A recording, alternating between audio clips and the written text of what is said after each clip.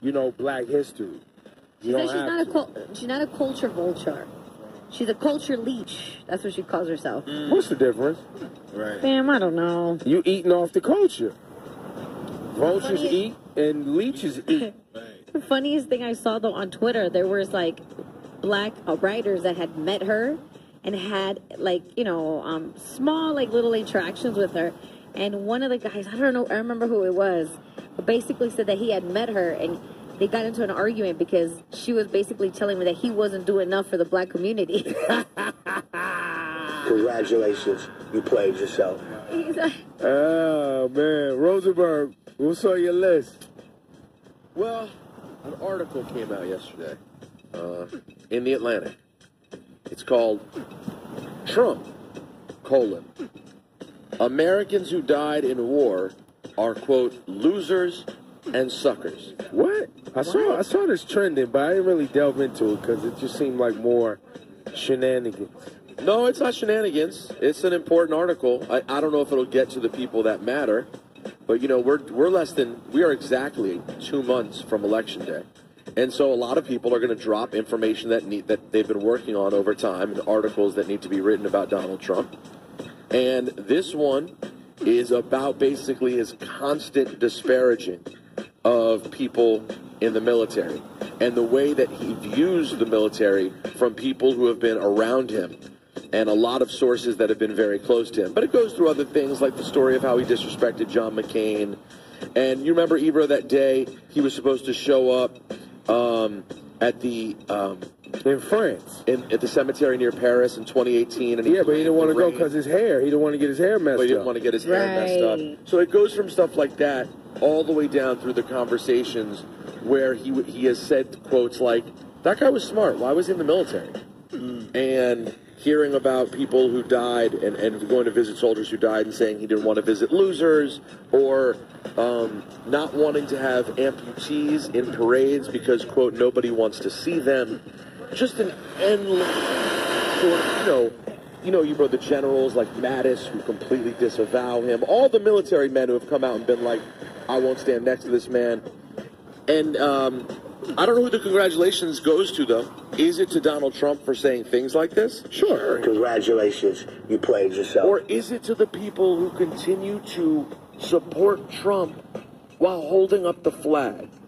Because I'll play a game with you. I thought you said they traded in the American flag for their Trump 2020 flag. No, that is true. A lot of them prefer their blue Trump flag. Congratulations. But can you just imagine people who run around touting the flag and the military and stand next to a man who does nothing but show disrespect for people who serve in the military? And you left out, dodge the military. Oh, yeah, I forgot about that, too. And supposedly, in Mary Trump's book, she says that he had told Don Jr. that when he was like, Donald Jr. was figuring out life for a while, and they had their share of issues. And he had said that if Donald Trump Jr. joined the military, he would have disowned him. Hey, man, Trump 2020, how dare you, Rosenberg? Sorry, yeah, he loves America. My bad. How dare you? Wait, so, Rosenberg, in your mind, you think that people who are going to go out and vote for Trump this November care about these facts? He's their savior.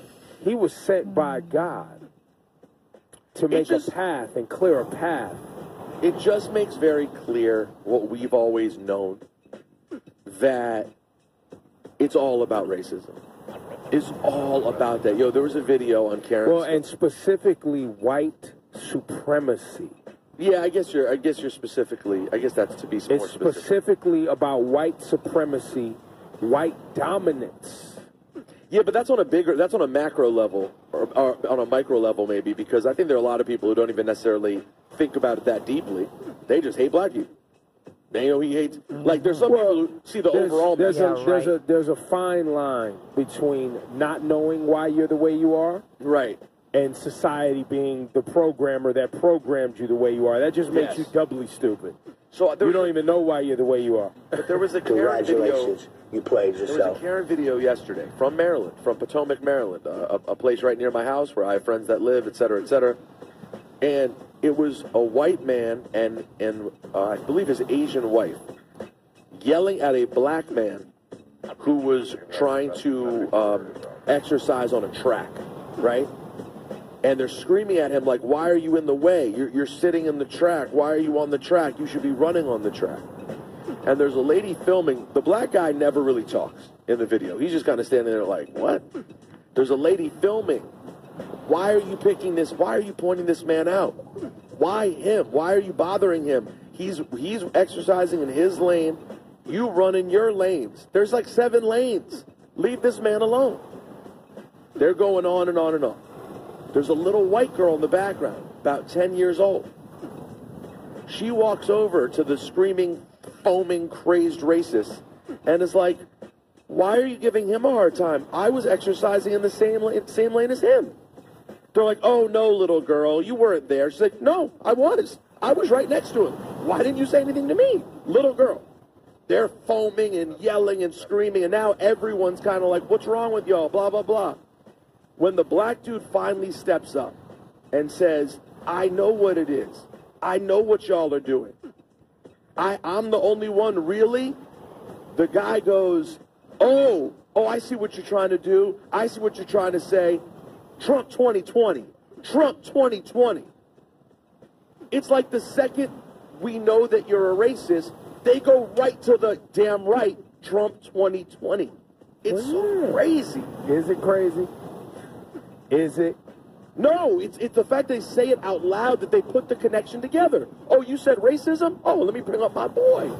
Time and time again, America shows its colors. And for those of y'all just catching up, Congratulations, you played yourself. Ebro in the morning with Laura Stiles and Rosenberg. On Hot 97.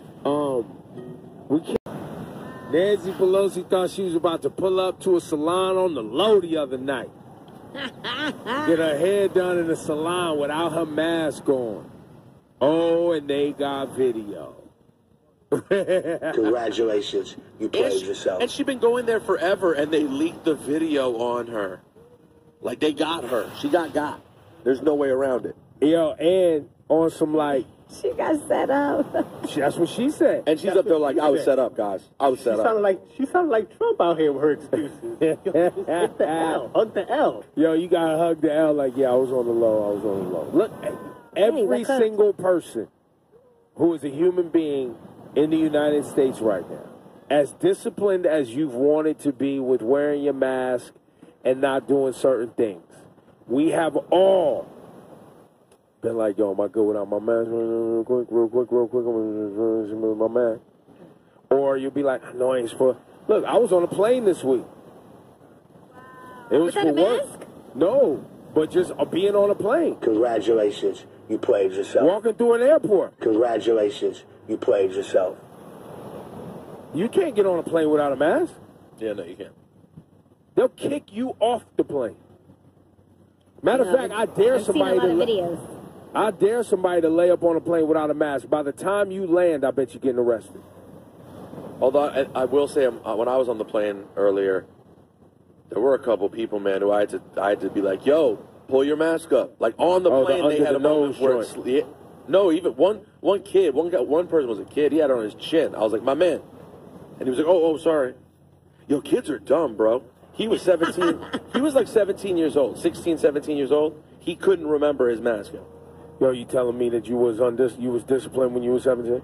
No, I'm not saying that. I didn't. Unfortunately, fortunately, I didn't have to deal with a global pandemic. So, Ebro in the morning with Laura Stiles and Rosenberg. I keep telling people it's gonna be lit out here. I might have to cop one. Open up a little Cheers or something. I actually see Shawnee being more the